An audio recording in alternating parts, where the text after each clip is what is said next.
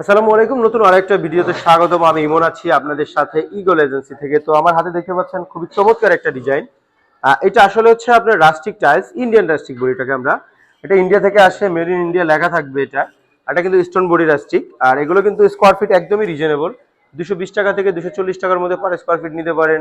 আর হচ্ছে আপনারা শুধু এইটা না, আপনি যে কোনো রাস্টিক আমাদের কাছে পারচেজ করতে পারেন। দেশি বিদেশি সকল ধরনের রাস্টিক কালেকশন কিন্তু আমাদের কাছে অ্যাভেলেবেল আছে। তো ইন্ডিয়ান রাস্টিকের অসংখ্য অসংখ্য ডিজাইন আমাদের কাছে কিন্তু আছে।